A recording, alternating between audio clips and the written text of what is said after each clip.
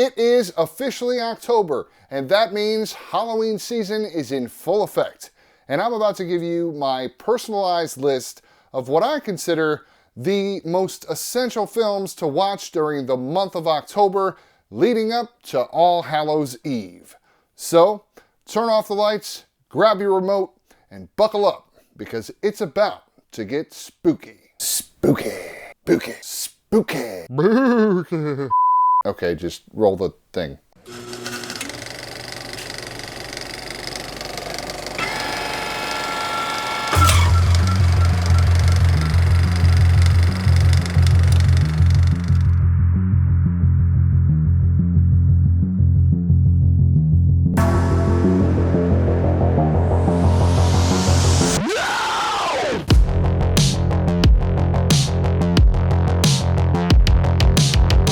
What's up, guys?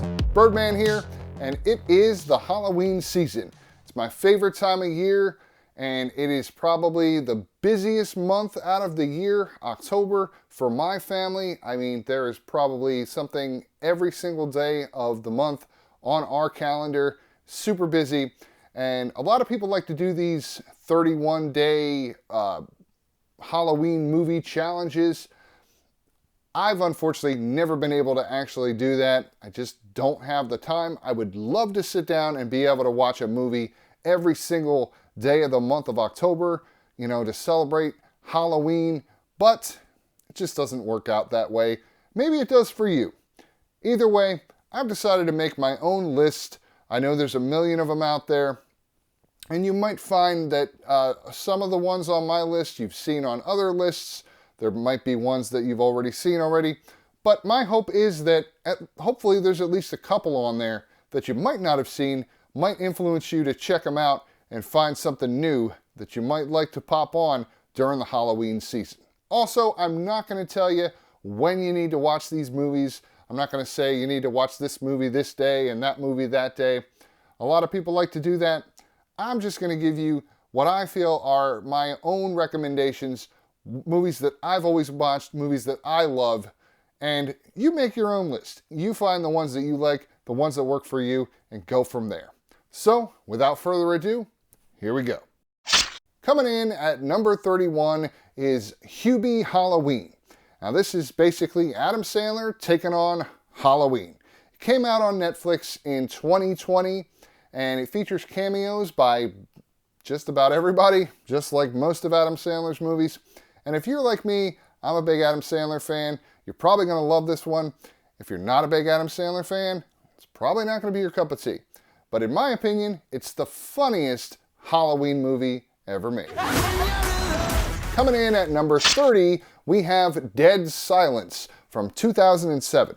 Now, after the success of the Saw franchise, James Wan and Leigh Whannell teamed up once again to make Dead Silence. This is a dark gothic film with amazing cinematography. The atmosphere is filled with fog, stormy weather, graveyards, a theater that's like in the middle of a moat, and you gotta get there on a boat, and you're gonna float. Places like Dr. Seuss's worst nightmare. It really feels like it could be an old Hammer horror film. It's got Donnie Wahlberg playing a cynical cop, which he pretty much has down to a science at this point.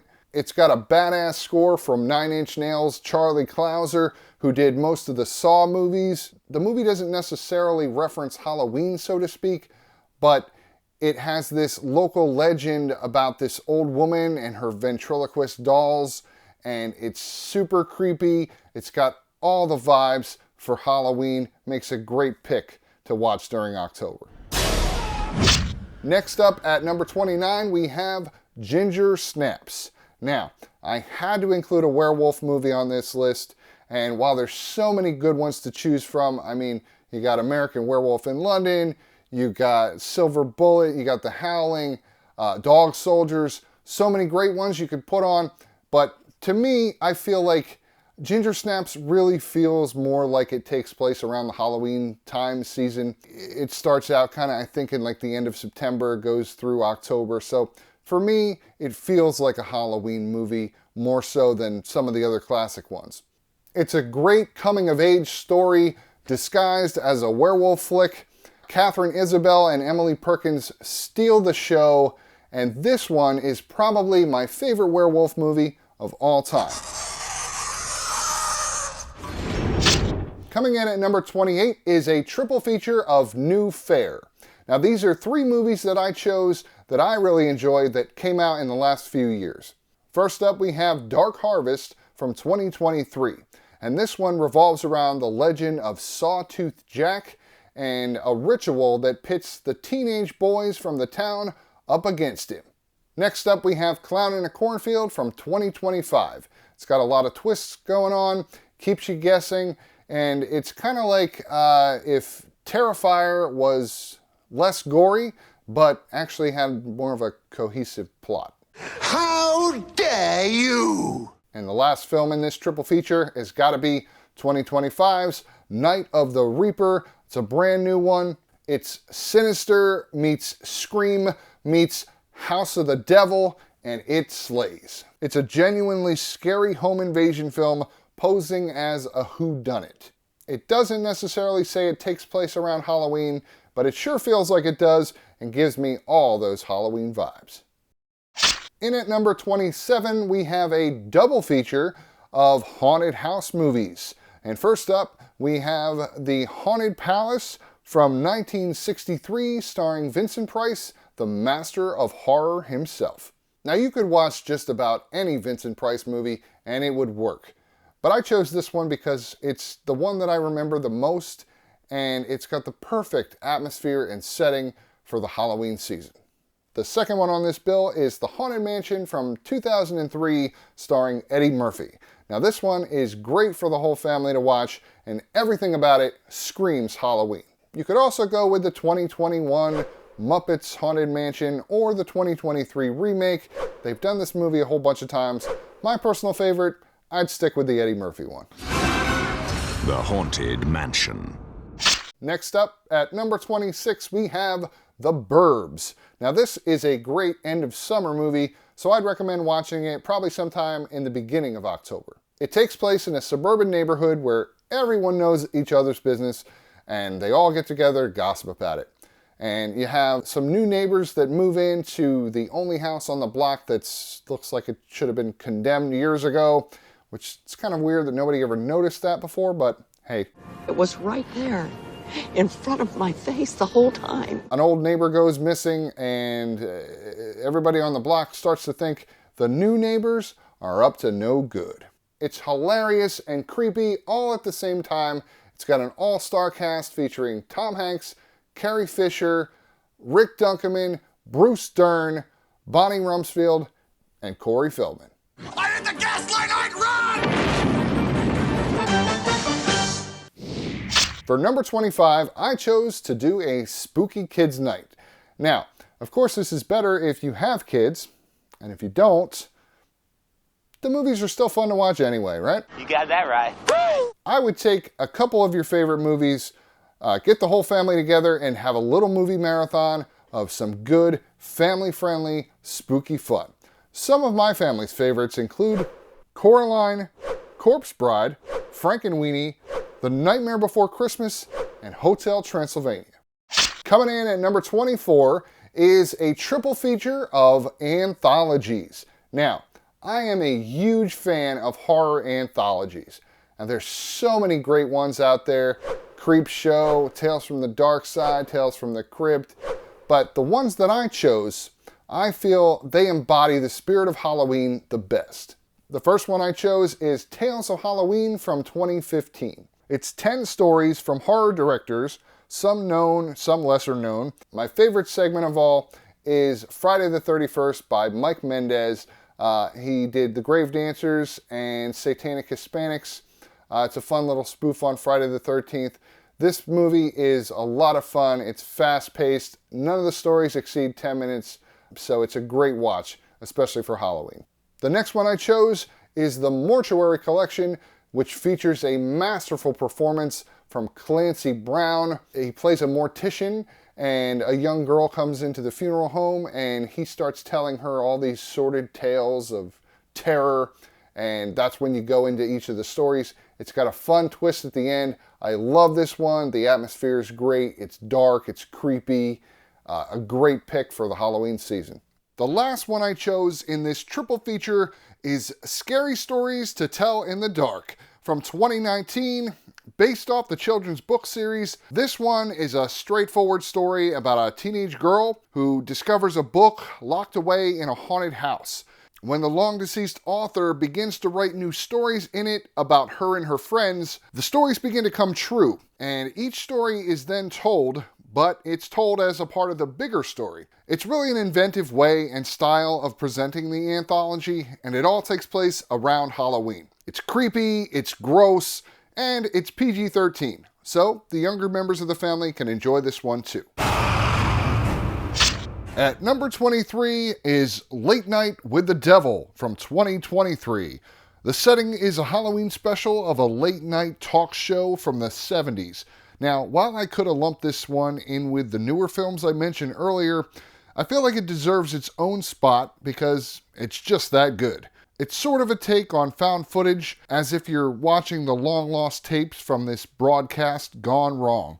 Dave Dastmalchian plays the host and does an awesome job. There's been some backlash, though, about the makers of this using AI in parts. Honestly, it doesn't affect my opinion of the film, but if it's an issue for you, skip this one. For me, it's a demonic, wild ride to hell, and it's an excellent movie to watch for Halloween. In at number 22 is Haunted Attractions Night. And what's Halloween without a visit to your local haunted house attraction? I should know. I used to work at them.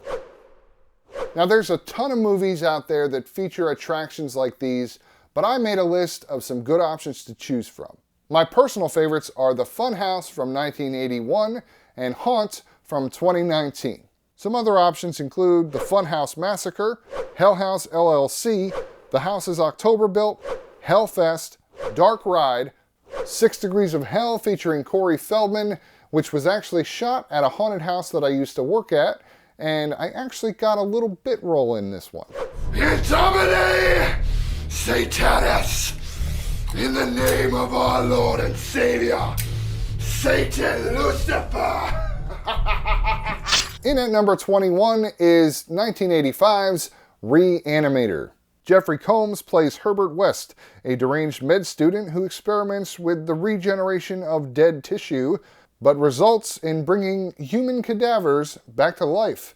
You got decapitated talking and licking heads. You got naked zombies running all over the place. It's wild, it's zany, it's H.P. Lovecraft, and it's awesome.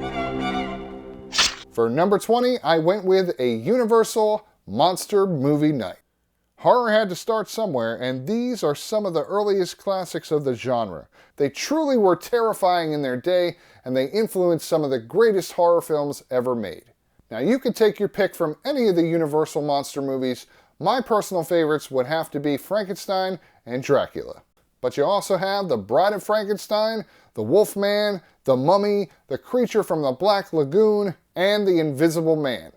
These are the classics that started it all and introduced the world to horror, so they definitely are on my list for Halloween time watching.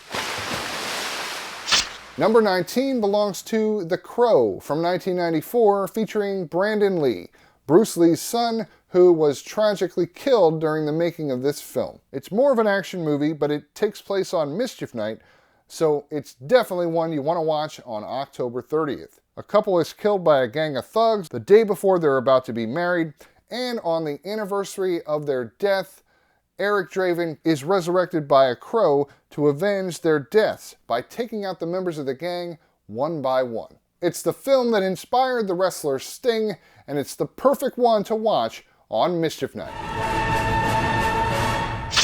Coming in at number 18 is a lesser-known little gem from 2004 called The Hazing. It starts out on Halloween night with a group of college kids going around town on a scavenger hunt collecting items to bring back to a supposedly haunted house. It's an initiation of sorts. They end up spending the night here and becoming possessed one by one by a demonic spirit. There's a wacky professor who's played by Brad Dourif, the voice of Chucky. You got Tiffany Shepis in a moon suit and in her birthday suit. Hot damn. It's a goofy film, but it's a fun watch and it's perfect for the Halloween season. At number 17, we have a double feature of Ghostface. I'm talking Scream, the original, and Scream Part 6. I had to include Scream on this list. Now think about this. When Scream first came out, everybody went out to get the Ghostface costume for Halloween, and now, 30 years later, you still see the Ghostface costume every single Halloween. That's got to tell you something. What do you mean by that? It's such a good slasher flick with all the horror tropes being incorporated in a smart way. It's got one of the greatest opening scenes of all time. You got an all-star cast with Neve Campbell, Courtney Cox, David Arquette, Matthew Lillard, Skeet Ulrich, Drew Barrymore, Rose McGowan, Jamie Kennedy. I mean, that's got to be the greatest cast assembled in any horror movie. I've got to be honest with you, I've seen better. If you do choose to make it a double feature, you could pick any of the first two sequels, but I chose Part 6 only because it actually does take place on Halloween, and they set it in New York City, so it's kind of got a totally different vibe than all the rest of them. Scream should definitely be on your watch list for Halloween. At number 16, we have another double feature of haunted houses. First up, we got House on Haunted Hill from 1999. Or you could go with the 1959 version with Vincent Price if you prefer. It's a great haunted house movie where guests are invited to this mansion, and if they survive the night, they get $1 million. It's a cool premise and a fun movie to watch. And then we have another one that I think pairs perfectly as a double feature in 13 Ghosts. This is a fun one with Matt Lillard and Tony Shalhoub.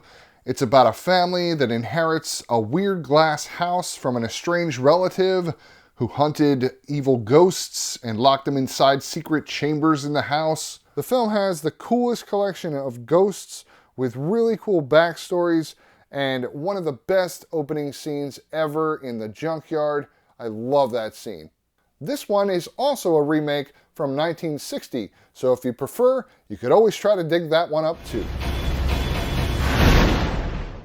Number 15 is another double feature of horror icons. First, we got A Nightmare on Elm Street, and then we're going to follow that up with Freddy vs. Jason. I had to include a Freddy film on here, and the original is the best one in my opinion. Robert Englund is a true icon of the horror genre, and no one could ever play the role better. Freddy vs. Jason is also a personal favorite of mine, and while you could watch this one any time of the year, I think it fits the season perfectly, especially with the cornfield scene. Now, I am a huge fan of the Friday the 13th franchise, but personally, I wouldn't put any of the other Friday films on this list because I feel like they're much more suited for a summertime watch. But this one, it works. In terms of Freddy, you could always throw on Part 3 Dream Warriors or Wes Craven's New Nightmare. Those are two of my favorites as well. At number 14, we have House of a Thousand Corpses. It's Rob Zombie's first film, which he actually despises because of all the cuts and edits that were made to this thing over the years before it was finally released. But it's become a cult classic, and a lot of fans like me love this one. You get the introduction of the Firefly family. You got Bill Moseley as Otis, Sherry Moon Zombie plays Baby, and of course, Sid Haig as Captain Spaulding is the absolute best. It's got everything you could want in a Halloween film. It's filled with creepy atmosphere and dark humor, and the last act in the tunnels is pure nightmare fuel. Dr. Satan! Ah, Dr. Satan! Coming in at number 13, we have Halloween Town, Part 1 and 2, Calabar's Revenge. Now this is great for a family movie night with the little ones, and my kids grew up watching these. We still put them on every year, and they still enjoy the heck out of them. Coming in at number 12 is a vampire double feature. And these are the two greatest vampire movies of all time, in my personal opinion. I'm talking about The Lost Boys and Fright Night. You got the two Coreys in Lost Boys, you got Kiefer Sutherland, then you got Chris Sarandon versus Roddy McDowall as a fake TV vampire hunter that actually has to become one for real. For some reason, when I was younger, I used to get these two movies mixed up all the time, but they're both equally as good. In my opinion, again, the two top vampire movies ever made, and they're perfect for the Halloween season. At number 11, we have Beetlejuice. It's showtime. Now, Batman was great, but this is Michael Keaton in his best role. Just like with Robert Englund and Freddy, I can't imagine anyone else ever playing Beetlejuice besides Michael Keaton. One of my favorite Tim Burton movies. You got the Danny Elfman score. Awesome stuff. Now you could also make this one a double feature as well and pair it with Beetlejuice, the sequel from 2024. That one I really enjoyed as well, but either way, it's always a blast watching this one, and it doesn't get any spookier than Beetlejuice. Next up at number 10, we have Pumpkinhead. Now, I absolutely love this movie. My girlfriend thinks this is like the saddest movie of all time because Lance Henriksen's son dies tragically in the beginning of the film at the hands of some of these city kids. And then he goes to this creepy old witch in this shack in the woods and he makes a deal with her to get his revenge. And he summons the demon known as Pumpkinhead. In my opinion, this has the most badass creature effects of all time. The atmosphere and cinematography are absolutely incredible. Just, I would stick to the original and don't watch the sequels. It only gets worse. At number 9, we have another classic horror film. It's my favorite Stephen King adaptation aside from The Shining. I'm talking about Pet Sematary. It's super creepy and eerie. Herman Munster's in this thing. Part 2 is actually pretty good as well, so you could always pair them back to back. But remember, sometimes dead is better. Coming in at number 8, we're keeping the classics rolling, and we're going with Sam Raimi's The Evil Dead. Now, this is the no-budget original from 1981, but you could always make it a double feature and watch both 1 and 2. You got Bruce Campbell, the most badass protagonist in any horror film. You got demons, a cabin in the woods, a boomstick, a chainsaw for an arm. I mean, what more could you ask for? Hell, even make it a triple feature and throw in Army of Darkness or the 2013 remake, which is also pretty damn good. I would just stay away from Evil Dead Rise, the new one. It wasn't terrible, but it just doesn't do it for me, especially for the Halloween season. In at number 7, we have Hocus Pocus. Now, this film from 1993 has gotta be the perfect family Halloween film. My family watches it just about every year, and it never seems to get old. You can even make this one a double feature and pair it with the sequel from 2022, which I thought was pretty good as well. Hocus Pocus always seems to show up on everyone's watch list for Halloween, and there's definitely a reason for it. At number 6, I went with something a little bit different in some late 70s, early 80s children's television specials. Yay! Now, these are ones that I used to watch as a kid, and I still love to this day. I introduced my own kids to them when they were growing up. I don't know if they like them as much as me, but they're super nostalgic for me. Brings back all the childhood memories of Halloween and watching these ones on TV every year. Now, these are the ones that I'm talking about.